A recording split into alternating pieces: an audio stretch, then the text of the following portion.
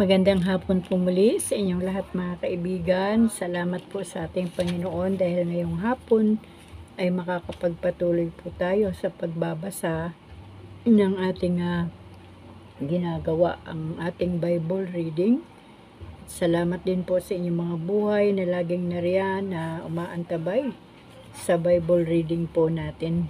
Kaya mga kaibigan, patuloy kong pinapasalamatan ang ating Diyos sa kanyang gabay sa buhay ko at sa buhay nyo din habang tayo po ay nagbabasa o nakikinig ng salita ng ating Panginoon. Kaya muli ay naanyayahan ko po kayo na ako po ay inyong samahan, sabayan po sa pagbabasa. Tayo po ay nandito pa rin sa aklat ng Daniel at sisimulan na po natin mga kaibigan ang Daniel chapter 10. Ang pangitain ni Daniel sa baybay ng Ilog Tigris. Noong ikatlong taon ng pamamahala ni Haring Ciro ng Persya, isang pahayag ang dumating kay Daniel na tinatawag ding Belteshazzar. Ang pahayag na yaon ay katotohanan, ngunit mahirap unawain datapwat naunawaan din niya matapos ipaliwanag sa kanya. Noon, akong si Daniel ay 3 linggo nang nag-aayuno. 3 linggong singkad na di ako tumitikim ng anumang pagkain o inumin, ni hindi ako nagayos ng katawan. Noong ika-24 ng unang buwan, nasumpungan ko na lamang ang aking sariling nakatayo sa pampang ng malaking ilog Tigris. Nang tumingala ako, may nakita akong isang taong nakadamit ng kayong lino at may pamigkis na ginto. Ang katawan niya ay kumikinang na parang topasyo at kumikislap na parang kidlat ang mukha. Nagniningas na parang sulo ang kanyang mga mata. Ang mga paa at kamay ay nagniningning na parang makinis na tanso. Ang tinig niya ay umuugong na parang sigaw ng maraming tao. Akong si Daniel lamang ang nakakakita sa pangitain, pagkat nanginginig at nagsipagtago ang aking mga kasama. Naiwan ako mag-isa, kaya ako lamang nakakita sa pangitain. Ako'y natulala at tinakasan ng lakas. Nagsalita ang mahiwagang tao nang marinig ko ang kanyang tinig. Nasabasob ako sa lupa at nawala ng malay. Walang ano-ano, may humawak sa akin at ako'y itinindig. Sinabi niya, Daniel, lubos na kinalulugdan, tumindig ka at pakinggan mong mabuti itong sasabihin ko. Sinugo ako para sabihin ito sa iyo. Tumayo naman ako bagamat ako'y nanginginig. Sinabi pa niya sa akin, huwag kang matakot, pagkat mula pa nang ilagak mo sa Diyos ang iyong isipan at magpakababa sa kanyang paningin, dininig na ang iyong dalangin. Naparito nga akong taglay ang katugunan, ngunit napigilan ako sa kaharian ng Persya pagkat 21 araw muna akong nakipaglaban sa anghel na bantay roon. Nang makita ni Miguel, isa sa mga pinuno ng mga anghel, na ako'y nakikipaglaban, sinakluluhan niya ako. Iniwan ko siya roon. Nagtuloy na ako rito upang ipaliwanag kung ano ang mangyayari sa iyong mga kababayan. Pagdating ng araw, ang nakita mong pangitain na ay tungkol sa hinaharap. Nang siya'y nagsasalita, napayuko na lamang ako at hindi makakibo. Walang ano-ano may humipo sa aking labi at muli akong nakapagsalita. Sinabi ko sa aking kaharap, Ginoo, tinakasan po ako ng lakas dahil sa pangitaing ito. Hindi po ako makapagsalitang tulad ninyo, pagkat wala nga akong lakas. Halos hindi ako makahinga. Muli niya akong hinipo at nagbalik ang aking lakas. Sinabi niya sa akin, ikaw na labis na kinalulugdan ng Diyos, huwag kang matakot, ipanatag mo ang iyong loob. Pagkatapos niyang magsalita, tuluyan nang nanauli ang aking lakas. Sinabi ko, magpatuloy kayo, Ginoo, na panauli na ninyo ang aking lakas. Sinabi niya, babalik ako sa Persya upang ipagpatuloy ang pagkikipaglaban sa anghel na bantay ng kahariang iyon. Darating naman ang anghel ng Gresya. Alam mo ba kung bakit ako naparito? Naparito ako upang ipaliwanag sa iyo ang nasa aklat ng katotohanan. Sa pakikipaglaban ko'y wala akong makakatulong kundi si Miguel, ang anghel na bantay ng Israel. Chapter 11, ang mga hari ng Hilaga at ng Timog. Sinabi pa na nakadamit ng kayong lino ng unang taon ni Haring Dario, ako ang tumulong at nakasama ni Miguel. Narito ngayon ang katotohanan, 3 pa ang magiging hari ng Persya. Pagkaraan lilitaw ay kaapat na magiging mas mayaman kaysa kanilang lahat. Dahil sa kanyang kayamanan, siya ay magiging makapangyarihan at hahamunin niya ang kaharian ng Grisya. Pagkatapos, isa namang makapangyarihang hari ang lilitaw. Malawak ang kanyang sakop at gagawin ang balang maibigan kapag naisaayos na niya ang lahat. Mahahati sa 4 ang kanyang kaharian, ngunit isa may walang mauuwi sa kanyang kaanak. Sino man sa kanila'y hindi magkakaroon ng kahariang tulad niya, pagkat ang kaharian niya ay mahahati at masasakop ng mga taga-ibang bayan, at ang hari sa timog ay magiging makapangyarihan, bagamat magiging mas makapangyarihan kaysa kanya ang isa niyang pinuno. Ano pat makapagtatayo ito ng mas malaking kaharian. Paglipas ng ilang taon, magsasanib silang dalawa. Ang anak ng hari sa timog ay mapapangasawa ng hari sa hilaga. Ngunit hindi sila magtatagal sa ganoong kalagayan, pagkat ang reyna, ang kanyang mga tanod, mga anak pati ng hari ay mapapatay dahil sa isang sabuatan. Ngunit darating din ang panahon na may isang supling mula sa lahi ng reynang yaon, at ito ang hahalili sa kanyang ama. Sisirain nila ang tanggulan ng kaharian sa hilaga, lulusubin nila ito at sila'y magtatagumpay. Sasamsamin nito at iuuwi sa Ehipto pati ang Diyos-Diyosan, 10 ng mga kagamitang pilak at ginto. Pagkaraan noon, hindi na niya sasalakayin uli ang kaharian sa hilaga. Sila ang sasalakayin ng mga taga-hilaga. Madadaig sila, ngunit di magtatagal at babalik na rin sa kanilang bayan ang mga iyon. Ang mga anak ng hari ng Syria ay magtitipon ng maraming kawal at maghahanda sa pagkikipagdigma.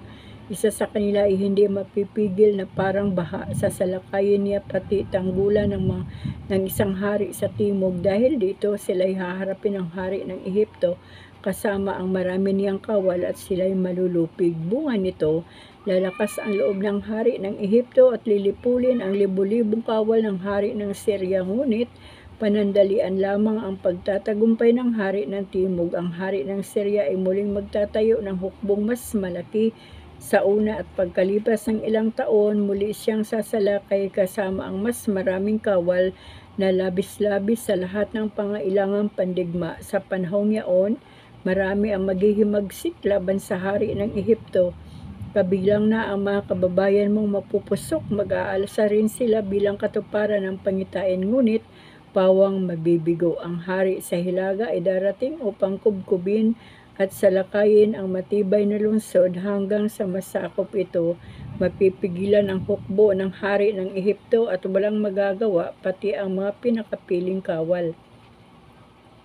Kaya magagawa ng kaaway ang lahat ng gusto nila, at walang sino mang makahahadlang sa kanila. Sasakupin niya ang lupang pangako at lubusan itong mapapasailalim ng kanyang kapangyarihan.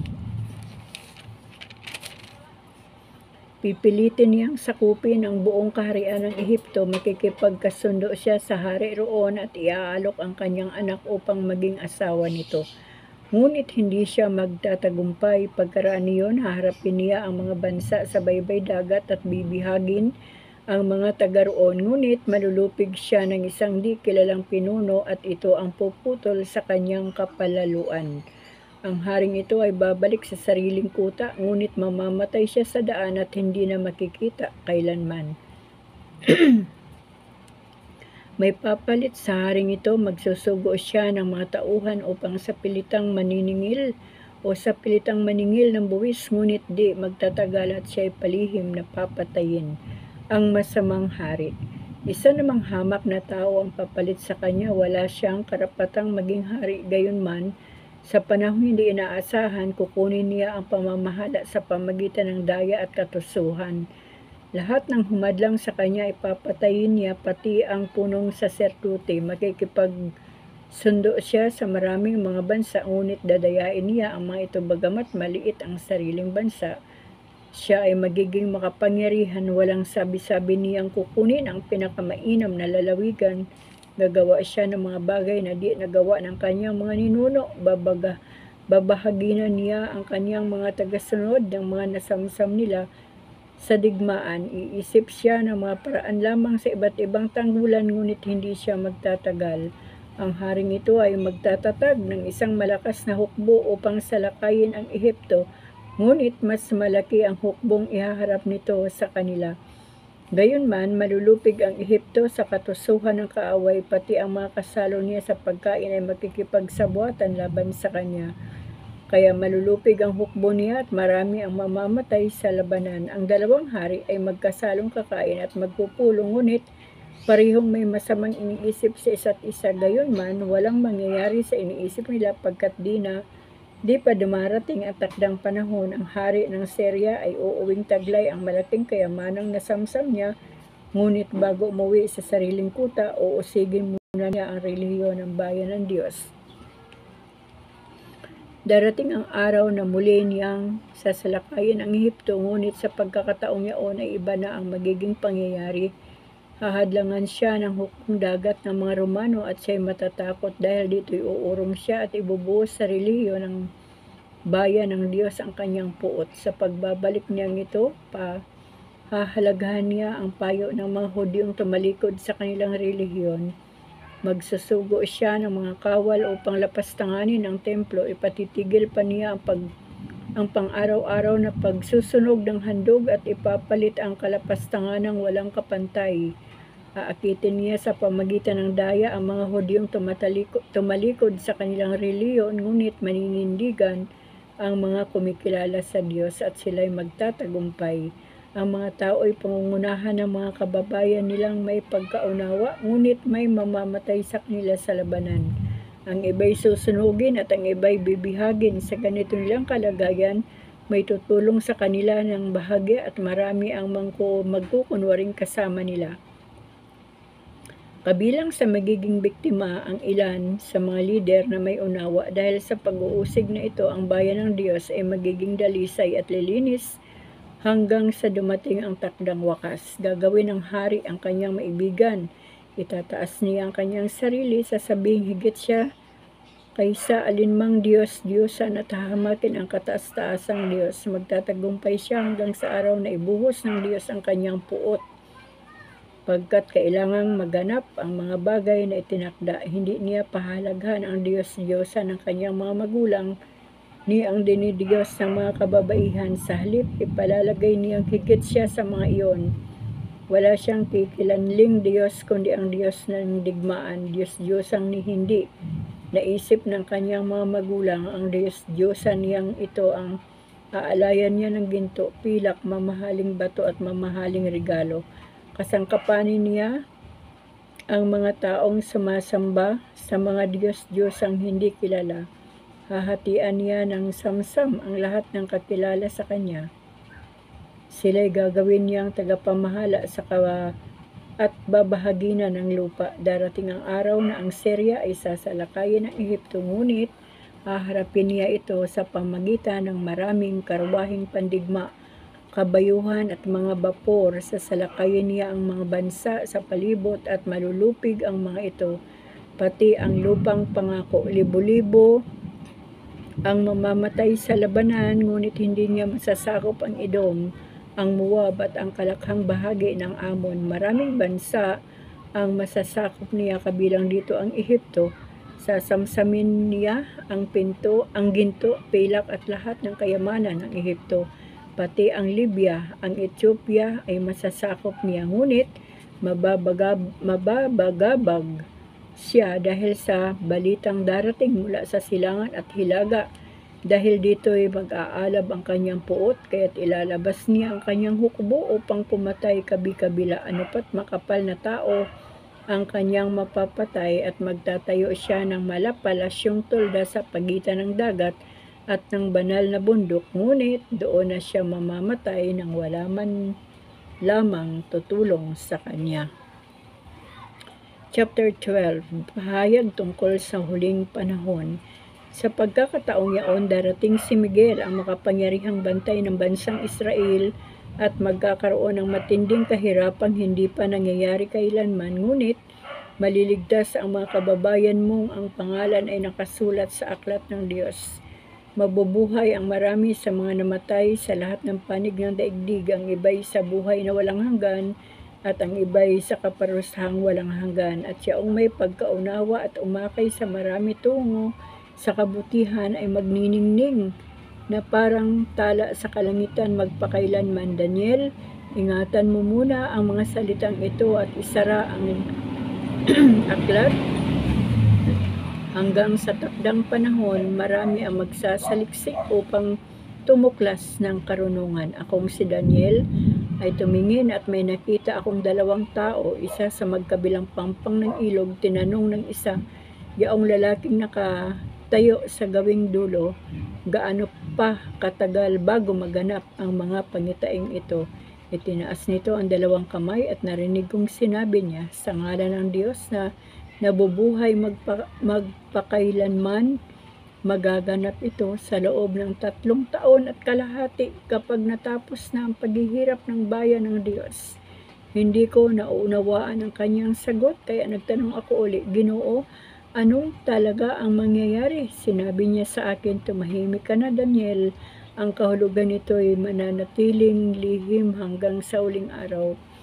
Magpapakabuti ang marami at maglilinis ng kanilang sarili, ngunit magpapakasama pa ang masama, at ang isa man sa kanila ay di aabot sa pagkaunawa sa mga bagay na mauunawaan ng marurunong. Pararaanin ang 1,219 araw mula sa pagpapatigil sa paghahandog araw-araw at sa paghahalili rito ng kalapastanganan ng walang kapantay na niyang dahilan ng mga kahirapan. Mapalad ang sinumang umabot sa pagdating ng 1,335 na araw. Daniel, ipagpatuloy mo ang gawain mo hanggang sa wakas. Pagkamatay mo, bubuhayin sa huling araw upang tanggapin ang iyong gantimpala. Ayan po ang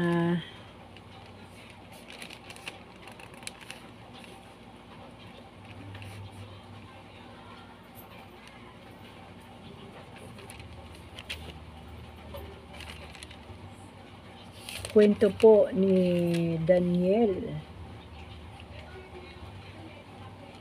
Hanggang chapter 12 lang po ang kwento ni Daniel, at ang kasunod na po nito ay ang aklat ni Osias. Alam niyo no mga kaibigan, grabe po ng mga labanan. Nandito po yung mga katusuhan ng mga leader, ng mga hari, ngunit hindi po sila magtatagumpay dahil ang Diyos po ang siyang may kontrol ng lahat. At talagang pinapahintulutan din naman talaga ng Panginoon yung pumatay sila, yung mandaya sila. Minsan iniisip ko bakit kaya pinahintulutan ng Panginoon ang mga bagay na ito? Yung sa sarili ko lang na kaisipan mga kaibigan, bakit pinatatagal ng Diyos? Baka binigyan pa sila ng Panginoon ng panahon at pagkakataon na mabago ang kanilang mga puso o ang kanilang mga buhay. Pero talagang hindi nangyari ang bagay na yon, kasi lahat po ng ating mga binasa na mga hari o mga leader ay mga gahaman po at mapagmataas sa harapan ng ating Panginoon. Kaya salamat po sa Panginoon dahil nakikita po natin yung mga nangyari noong unang panahon sa mga naunang mga tao, at nakikita din natin sa ating kapanahunan ang mga katusuhan, ang mga panglalamang, ang pagiging diktadorya, di po ba, yung mga kalapastanganan ng mga nasa kapangyarihan, ngunit tandaan po natin mga kaibigan, lahat po yan ay nakikita ng Panginoon, at wala po tayong ibang lalapitan sa panahon na tayo po ay parang nahirapan o naapi, kundi ang ating Panginoon lamang. Napakapalad po ni Daniel kasi sa kanya po ipinakita yung pangitain sa mga parating na panahon. At salamat sa Diyos dahil hanggang sa panahon ito ay hindi pa muling dumarating ang ating Panginoong Hesukristo. Kaya may chance pa mga kaibigan na tayo po ay bago pa makapagsisi pa. At dahil naka 20 minutes pa lang tayo, ay isunod na po natin mga kaibigan itong unang aklat ni Oseas. Yan, basahin ko po mga kaibigan yung panimula ng Oseas. Si Propeta Oseas ay nangaral sa kaharian ng Israel, kasunod ni Propeta Amos sa panahon ng kaguluhan bago bumagsak ang Samaria noong taong 721 BC. Labis niyang ikinabahala ang pagsamba ng mga tao sa mga Diyos-Diyosan. Buong giting niyang inilirawan ang ganitong kataksilan sa pamagitan ng paghahambing sa sarili niyang magulong pag-aasawa sa isang babaeng taksil, kung paanong si Gomer na kanyang kabiyak ay nagtaksil sa kanya, gayon din ang ginawa ng kanyang mga kababayan sa Panginoon. Dahil dito, hahatulan ang Israel, gayunman mananaig din sa huli ang di nagmamaliw na pag-ibig ng Diyos sa kanyang bayan, at mahihikayat silang manumbalik. Ang pag-ibig na ito ay ipinahayag sa madamdaming pangungusap sa chapter 11 verse 8. Pababayaan ba kita, Ephraim? Ikaw ba'y ibibigay ko sa kaaway? Israel, nagtatalo ang loob ko at nananaig sa aking puso ang malasakit at awa. Alam niyo po, ang ganda po, Ang nilalaman po ng Oseas, ang pag-aasawa at ang pamilya ni Oseas, mga pahayag laban sa Israel, isang pahayag ng pagsisisi at pangako. Chapter 1. Si Oseas na anak ni Biri ay kinausap ni Yahweh noong panahon ng paghahari sa Juda ni na Oseas, Jotam, Akas at Ezekias. Si Jeroboam na anak ni Joas ang hari noon ng Israel, ang taksil na asawa ni Oseas at ang mga anak niya. Nang unang kausapin ni Yahweh ang Israel sa pamagitan ni Oseas, ang wika ni Yahweh, mag-asawa ka ng isang masamang babae upang magkaanak ka sa kanya, sapagkat ang buong bayan ay nagpapakasama at nagtataksil sa akin. Tumalima naman si Oseas at napangasawa niya si Gomer na anak ni Diblaim. Di nagtagal, ang babae ay naglihi at nanganak ng isang lalaki, Jezreel ang ipapangalan mo sa bata, sabi ni Yahweh, sapagkat ipaghihiganti ko ang dugong ibinubo sa Jezreel. Hindi na magtatagal at parurusahan ko ang sambahayan ni Jeho at wawakasan ang kaharian ng Israel. Sa araw na yaon ay ipalulupig ko sa kaaway ang Israel doon sa kapatagan ng Jezreel. Naglihing muli ang asawa ni Oseas at isang babae naman ang naging anak. Tawagin mo siyang di kinahabagan, sabi ni Yahweh sa ama ng bata, sapagkat hindi ko kahabagan ni patatawarin ang Israel, ngunit ako'y mahabag sa sambahayan ni Juda. Ililigtas ko sila, hindi sa pamagitan ng tabak digma, mga ngabayo, kundi sa sarili kong kapangyarihan. Nang maawat na si di kinahabagan, naglihi uli ang asawa ni Oseas at nagsilang ng isang lalaki, at sinabi ni Yahweh, tawagin mo siyang di ko bayan, sapagkat kayo'y hindi ko na bayan at ako'y hindi na ninyo Diyos. Ibabalik ang Israel, gayon may magiging kasindami ng buhangin sa dagat ang bilang ng mga taga-Israel. Hindi mabibilang sa karamihan, at sa dakong sinabi sa kanila, kayo'y hindi ko bayan. Sasabihin sa kanila, kayo'y mga anak ng Diyos na buhay. At magkakasama uli ang mga taga-Juda at mga taga-Israel. Sila'y hihirang ng magiging pangulo nila, at muli silang lalago at uunlad, at siya'y magiging dakilang araw ng Jezreel. Ang taksil na si Gomer, ang taksil na Israel. Chapter 2. Palitan mo ang pangalan ng iyong kapatid na lalaki, tawagin mo na siyang aking bayan, at ang mga kapatid mo babae magiging kinahabagan. Pakiusapan mo ang iyong ina, sapagkat iniwan niya ako na kanyang asawa. Pakiusapan mo siya na iwan ang kanyang likong pamumuhay at talikdan na ang pangangalo niya. Kung hindi, huhubaran ko siya hanggang matulad sa sanggol na bagong silang. Wawasakin ko siya at gagawing isang ilang. Sasalantain hanggang makatulad ng tigang na lupa. Babayaan ko siyang mamatay sa uhaw. Hindi ko rin kahabagan ang kanyang mga anak sapagkat sila'y mga anak sa pagkakasala. Sapagkat ang kanilang inay naging babaeng masama, kahiya-hiya ang naging pamumuhay ng babaeng naglihi at nagsilang sa kanila. Sinabi niya, hahabulin ko ang aking mga mangingibig na nagbibigay ng aking pagkain, inumin, damit at lahat ng kailangan. Dahil dito, kakalatan ko ng mga tinik ang kanyang daraanan, paliligiran ko siya ng pader nang hindi siya makalabas. Hahabulin niya ang kanyang mga mangingibig, ngunit hindi niya aabutan. Sila'y kanyang hahanapin, ngunit hindi niya masusumpungan. Kung magkagayon, sasabihin niya, babalik ako sa aking unang asawa sapagkat higit na mabuti ang kalagayan ko noon sa piling niya kaysa ngayon. Hindi niya na lamang ako ang nagbigay sa kanya ng pagkain at inumin at sa akin ang galing ang lahat ng pilak at ginto na ginagamit nila sa pagsamba kay Baal, kaya't babawiin ko ang aking ibinigay na pagkain at inumin. Babawiin ko rin ang mga damit na ipinagkaloob ko na itinakip sa kanyang kahubaran.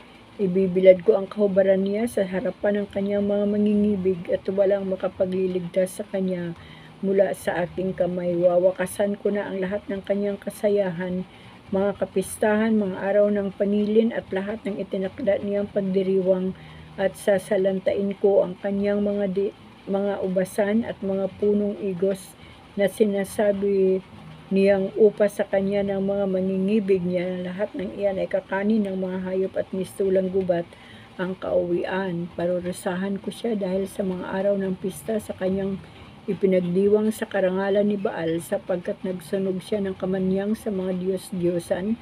Nagsuot siya ng mga alahas at humabol sa kanyang mga mangingibig, at ako'y nilimot niya at pinabayaan, sabi ni Yahweh, ang pag-ibig ni Yahweh sa kanyang bayan. Ngunit masdan mo siya'y muli kong susuyuin, dadalhin ko siya sa ilang, kakausapin ang buong giliw, doon ay ibibigay ko sa kanya ang mga ubasan niya at gagawin kong pinto ng pag-asa ang kapatagan ng suliranin, at tutugon naman siya tulad noong panahon ng kanyang kabataan nung siya'y kunin ko sa lupain ng Ehipto. At sa araw na yaon, sabi ni Yahweh, ang itatawag mo sa akin ay aking asawa at hindi na aking Baal, sapagkat ipalilimot ko na sa iyo ang mga pangalan ni Baal at hindi na ito mababanggit pang muli. Sa araw na iyon, makikipagkasundo ako sa mga hayop sa parang, sa mga ibon, sa papawirin, sa mga nilikhang gumagapang sa lupa.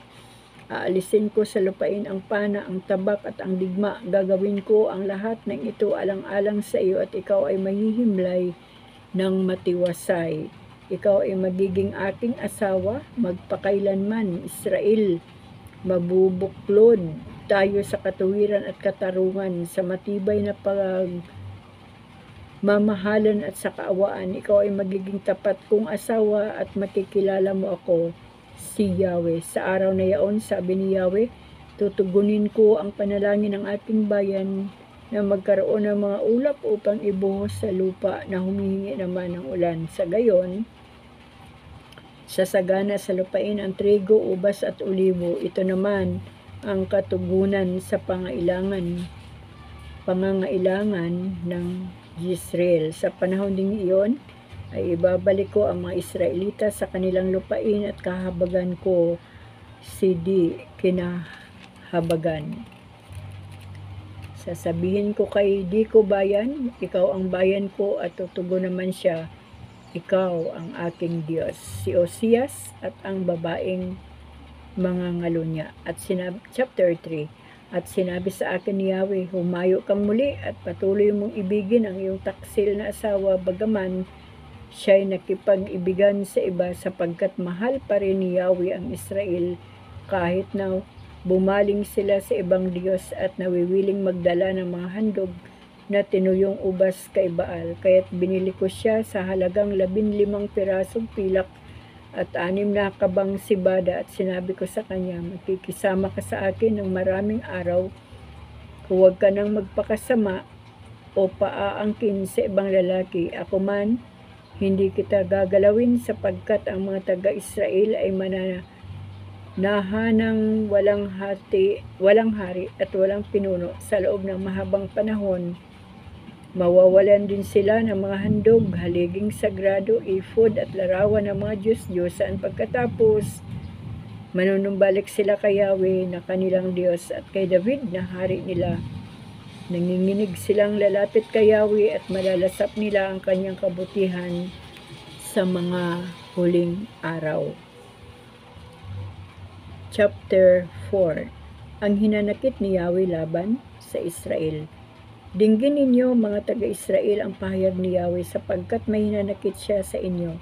Sa lupaing ito ay walang katapatan, walang pagkahabag at walang pagkakilala sa Diyos. Sa halip ay laganap ang panunungayaw, pagsisinungaling, pagpatay, pagnanakaw at pangangalunya. Nilalabag nila ang lahat ng batas at sunod-sunod ang mga patayan, kaya tumatangis ang lupain.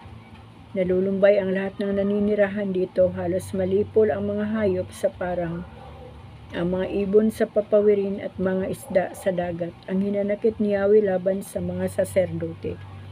Gayunmay huwag makipaglaban ang sinuman at huwag usigan ang sinuman sapagkat ang hinanakit ko'y laban sa inyo mga saserdote. Isang kabiguan ang gawain ninyo gabit araw at ang propeta ay kasama ninyong bigo. Lilipulin ko ang Israel na inyong pinakamagulang. Nalipol ang aking bayan dahil sa di pagpapahalaga sa akin sapagkat itinakwil ninyo ako, kaya itinakwil ko naman kayo bilang saserdote.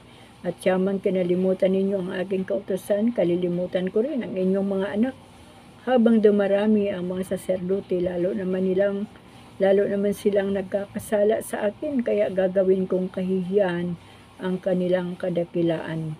Yumayaman sila dahil sa mga kasalanan ng mga tao. Nalulugod pa sila sa kalikuan ng bayan at gayon nga ang nangyayari. Kung ano ang saserdote, gayon din ang bayan. Kaya parurusahan ko sila kapwa dahil sa masasama nilang gawa. Sila'y kakain ngunit hindi mabubusog. Sila'y magsisiping ngunit hindi sila dadami sapagkat itinakwil nila si Yahweh at sila'y bumaling sa ibang mga Diyos. Sinusumpa ni Yahweh ang pagsamba sa Diyos-Diyosan. Ang alak pati na bagong alak ay nakasisira ng pangunawa. Sumasangguni ang aking bayan. Sa kaputol na kahoy, itinatanong nila kung ano ang dapat gawin. Naniniwala sila sa mga hula sa pamagitan ng tungkod. Sila'y iniligaw ng liko nilang pamumuhay at ipinagpalit nila sa kahalayan ng kanilang Diyos. Naghahandog sila ng susunugin sa tuktok ng mga bundok, nagsusunog ng kamanyang sa ibabaw ng mga burol. Sumasamba sila sa ilalim ng mga insina, alamo at roble sapagkat mayabong ang mga ito at malaki ang lilim, kaya't nagiging masama ang inyong mga anak na dalaga at nangangalunya naman ang mga manugang mong babae. Gayunman, hindi ko parurusahan ang iyong mga anak na dalaga kahit sila magpakasama. Hindi ko rin parurusahan ang mga anak mong may asawa kahit sila mga lunya, sapagkat ang mga lalaki ang nakikisama sa mga babaeng mahalay at kasama nilang naghahandog sa mga Diyos-Diyosan gaya ng kawikaan. Ang bayang walang pangunawa ay malilipol. Bagaman ikaw ay nagpakasama, o Israel, hindi naman kailangang magkasala rin ang Juda. Huwag kang pumasok sa Gilgal ni umakyat sa Bet-aven at huwag kang sumumpa ng habang nabubuhay si Yahweh. Matigas ang ulo ng Israel. Parang dumalagang baka na ayaw sumunod. Kaya't pakakanin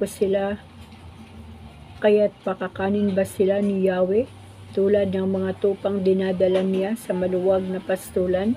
Nakiisa sa mga Diyos-Diyusan ang Ephraim, pabayaan mo siya. Sila'y isang pulutong ng mga lasing na pumapatol sa masasamang babae. Higit nilang ibig ang kahihiyan kaysa kadakilaan. Tatangayin sila ng hangin at mapapahiya sila ng labis dahil sa walang maitutulong sa kanila ang mga Diyos-Diyosan. Chapter 5. Pakinggan ninyo ito mga saserdote. Dinggin ninyo sambahayan ni Israel at sambahayan ng hari, sapagkat kayo ang tinutukoy ng kahatulan. Kayo'y naging bitag sa Mispa at lambat na nakalatag sa bundok Tabor. Kayo'y naghimagsik at nagpakagumon sa kasalanan, ngunit parurusahan ko kayong lahat. Kilala ko si Ephraim at walang maililihim sa akin ang Israel, sapagkat ikaw ngayon naging babaeng masama, Ephraim, at ang Israel naman ay nagpakarumi. Nagbabala si Osyas laban sa pagsamba sa Diyos-Diyosan. Dahil sa kanilang mga ginawa, hindi na sila makapanumbalik sa Diyos, sapagkat nasa kanila ang espiritu ng kalikuan at hindi nila nakikilala si Yahweh. Ang kapalaluan ng Israel ay sumasaksi laban sa kanya. Madarapa ang Ephraim sa kanyang kasalanan, kasama niyang madarapa ang Juda. Dadalhin nila ang kanilang mga kawan ng tupa at bakahan upang maghandog kay Yahweh, subalit siya'y hindi nila masusumpungan. Lumayo na siya sa kanila, naging taksil sila kay Yahweh at nagkaanak sa labas. Masisira ang kanilang mga pananim at sila'y malilipol pagdating ng bagong buwan. Digmaan ng Juda at ng Israel. Hipan ang trompeta sa Gabaa, hipan ang tambuli sa Rama, ibigay ang hudyat sa Bet-aven, kalalakihan sa Benjamin. Dumaluhong na kayo, mawawasak ang Ephraim sa araw ng pagpaparusa. Ang ipinahayag kong ito'y gagawin ko sa Israel. Naging mga magnanakaw ang mga pinuno ng Juda. Binago nila ang muho ng kanilang lupa, kaya parang bahang ibubuhos ko sa kanilang aking puot. Mawawasak ang Ephraim sa araw ng kaparusahan dahil sa pagsunod niya sa kahalayan. Kaya't ako'y magiging parang kalawang sa Ephraim at bukbok sa sambahayan ni Juda. Nang makita ni Ephraim ang masilan niyang kalagayan at ni Juda ang kanyang mga sugat, siya ay nagpasugo sa hari ng Assyria, subalit hindi na siya mapagagaling o mabibigyang lunas ang kanyang mga sugat, sapagkat ako'y magiging parang isang liyong maninibasib sa Ephraim at pawang mabangis na liyong sisila sa Juda. Lalapain ko sila sa katatangayin at walang makapagliligtas sa kanila. Hindi taos ang pagsisisi ng Israel. Magbabalik ako sa aking dako hanggang sa kilalanin nila ang kanilang kasalanan. Ako'y hahanapin at sa pagkabagabag nila ay sasabihin. Chapter 6. Halikayo at kayo'y manumbalik kay Yahweh, pagkat ang nanakit ay siya ring magpapagaling. Siya ang nanunugat, kaya siya rin ang gagamot. Sa loob ng 2 araw ay mapapalakas niya tayo uli, at sa ikatlong araw tayo'y kanyang ibabangon upang mamuhay sa kanyang pagtangkilik. Halikayo, sikapin nating makilala si Yahweh. Tiyak natutugunin tayo sa ating panawagan. Tiyak ng pagdating ng bukang liwayway, darating siyang walang pagsala, tulad ng patak ng ulan na dumating sa kaparangan. Ang tugon ni Yahweh. Ano ang gagawin ko sa iyo, Ephraim? Ano ang gagawin ko sa iyo, Judah? Ang pag-ibig ninyo sa akin ay tulad ng ulap sa umaga, gaya ng hamog na dagling napapawi. Kaya nga ipahampas ko kayo sa aking mga propeta. Lilipulin ko kayo sa pamamagitan ng aking mga salita, at simbilis ng kidlat ang pagkatupad ng aking hatol, sapagkat katapatan ang nais ko at hindi hain, ang pagkakilala sa Diyos sa halip ng handog na susunugin. Ngunit sinira ninyo agad ang ating kasunduan. Nagtaksil kayo sa aking pag-ibig. Ang Galaad ay lunsod ng mga makasalanan. Tigmak sa dugo ang mga lansangan nito. Nagkakaisa ang mga saserdote, parang mga tulisang nag-aabang sa biktima. Pumapatay sila sa daang patungo sa Sikem.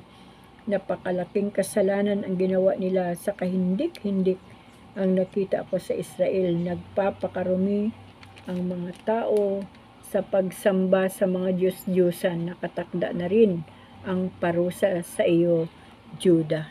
Yan po mga kaibigan. Hanggang chapter 6 po tayo ng Oseas at natapos po natin ang aklat ng Daniel.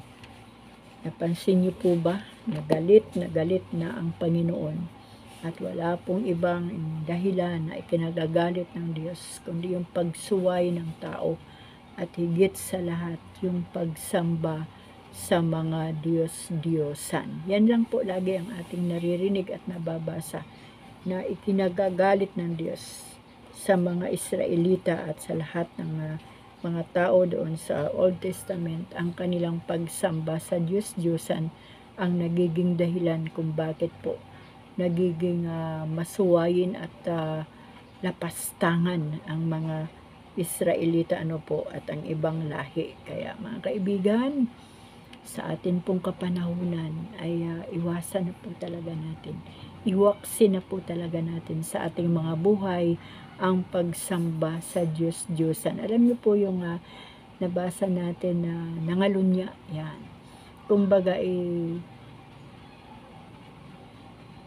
kung tayo po ay nasa Panginoon at ang Diyos na totoo na ang ating sinasamba at sinasampalatayanan, wag na po tayong gumamit pa ng mga bagay na ating gagamitin para sambahin ang Diyos. Kumbaga, direkta na po tayong sumamba sa Panginoon.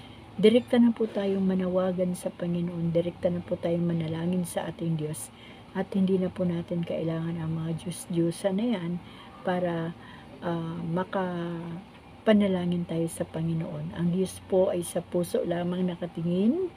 At kung ano po yung ating dalangin na nakadirekta sa ating Tatay sa langit, sa pangalan ng ating Panginoong Jesucristo, ay ito po ang diringgin ng ating Diyos. At hindi po natin ipagpapalit ang ating Panginoon sa kung ano pa man na mga dinadaanan pa, na mga kung ano-ano pang mga pangalan ng mga Diyos-Diyosan ang ating gagawin. Huwag na po natin gawin yun mga kaibigan. Dumirekta po tayo sa ating Ama sa Langit sa pangalan ng ating Panginoong Jesucristo upang sa ganon ang Diyos po natin ay hindi po tayo kapupuutan o hindi po tayo pagagalitan kasi nga tama po yung ating way o paraan ng pagkilala, pagsamba sa ating Panginoon.